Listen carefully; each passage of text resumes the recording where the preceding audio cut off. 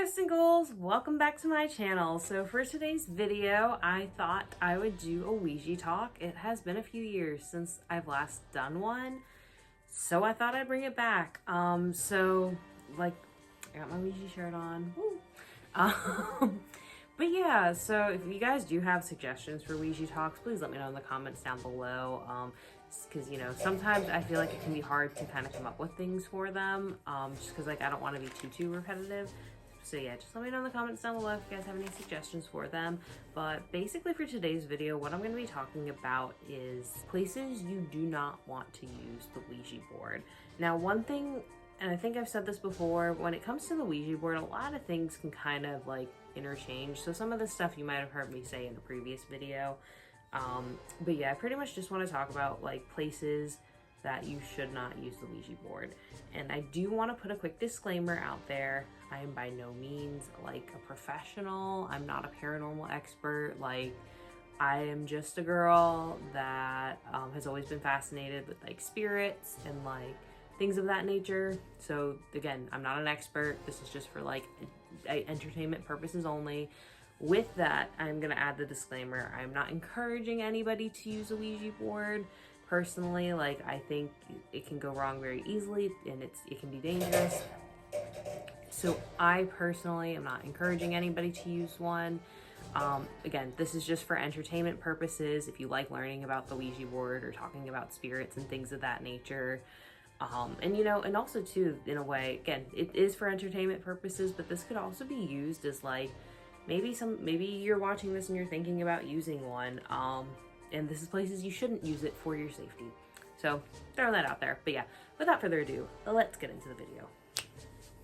Really quick too, before we get in the video, just want to pop in and say, check out some of my social media. I am on TikTok, Instagram, Facebook.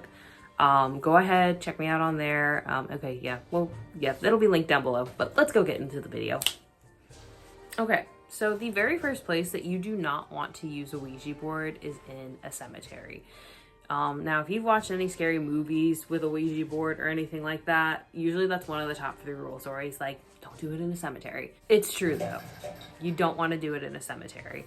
This is why you don't want to do it in a cemetery. And again, like one thing with the Ouija board, a lot of things interchange, but so I probably already said this in a previous video, but if you do it in a cemetery, obviously cemeteries have a lot of dead people in them, and when you have all these dead people here, you have all these spirits in the cemetery, right? And like however big the cemetery is, like there can be a lot of spirits. Like some cemeteries have like hundreds of people that are no longer with us, to be clear.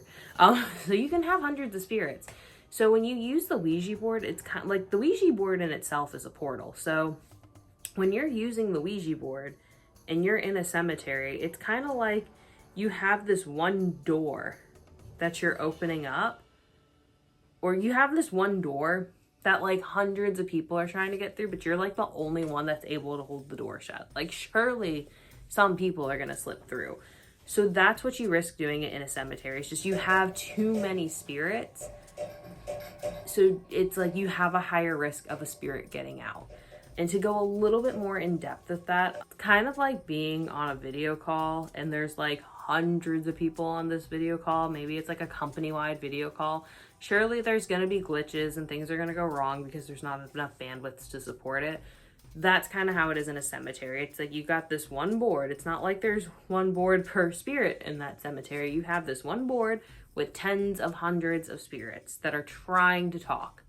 So the board is bound to glitch. And while yes, I've seen sessions where maybe people have talked to more than one spirit, or at least it appears they've talked to more than one spirit, with the cemetery, there's just way too many spirits and the board can't keep up with it. Even if you're doing it with like a group of people, like something's bound to go wrong. Somewhat like a spirit's bound to get out. Like it just won't work. So that's why you don't do it in a cemetery. The next place that you do not want to use a Ouija board is your house, believe it or not, which I know a lot of you are probably like, why not my house? Because that's probably like, for most people, that's probably what most people would think to do it at, is their home. Because like, you're, you know, like where else are you going to do it? Like you don't need permission to do it in your own home usually. So this is why you cannot, I don't want to say cannot, why you would not want to do it in your own home for a couple of reasons. So one, even if you follow everything to a T, like every rule, like you take every protocol or precaution, like you follow every rule, the dead don't have rules. So things are bound to go wrong. Something can very easily go wrong. However, even like if something goes wrong, right? Even if you do everything right, like if the spirit gets out, they're getting out into your home. And like, who wants, well, I don't want to say that. There's some people out there, but like, at least for me, like, I don't want spirits in my home for a lot of reasons. Don't feel like I need to explain that. I don't want spirits in my home. So you don't want to have, most people don't want spirits just out and about in their home. But when you release a spirit into your home, like if that was not a deterrent enough, just like not wanting spirits in your home that you don't know where they're from or anything, once you release a spirit into your home, usually that's when they can start trying to attach themselves to you. And I've done videos on possession before because it's not this quick thing like movies make it out to be. It's a very slow progress because even though spirits are dead and they don't have rules, the living always has more power over the dead. So like if you release a spirit into your home, they can start trying to attach themselves to you. And then eventually, like if it just progressed to that extent, like possession. But yeah, so that's why you don't want to do it in your own home. It's just, one, you risk the spirit getting out and then it's now stuck in your home and you can't get rid of it. And then you risk it attaching itself to you and more problems happening. So that's why I wouldn't do it in your own home. Go find a buddy. And no, I'm just kidding. Don't do that to your buddy. This next one kind of, I guess, relates a little bit to what I last said, but a little more in depth. The next place you do not want to use a Ouija board is like hospitals or mental facilities. And there's a few reasons for this one. So this kind of ties back to cemeteries. Like hospitals, sadly, a lot of people do pass away in hospitals. So with that being said, you do risk like the board glitching out or spirits getting out. Not fun. But yeah, you do risk spirits getting out, which I should have said this earlier. Obviously, if you risk spirits getting out of the board, even if it's not in your own home, like you risk a spirit getting out of the board, it can still try to attach itself to you, especially if you're like not in the right state of mind. So that's why you want to make sure you're not doing it in like a cemetery or a hospital. But that's one thing. Just a lot of people pass away at hospitals, so you might still risk that with like the board glitching out or a spirit getting out. That's for one.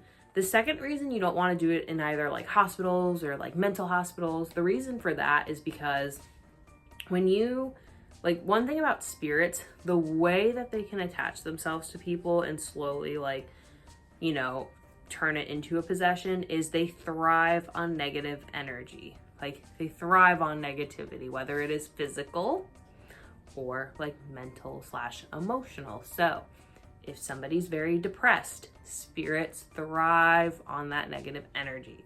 Like that's what feeds them.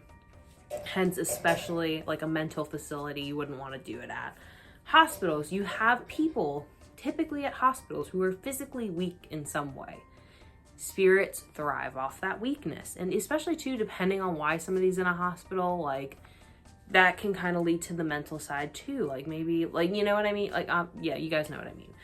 Hopefully. But that's why you don't want to do it at a hospital or at mental facilities, because you have people that are either like, you have people that are maybe not in the best places in their lives in that moment, whether it's physical or mental, and spirits thrive on that energy. So even if like you don't get a spirit attached to you if it goes wrong, like you risk that to somebody else, and that is not the right thing to do.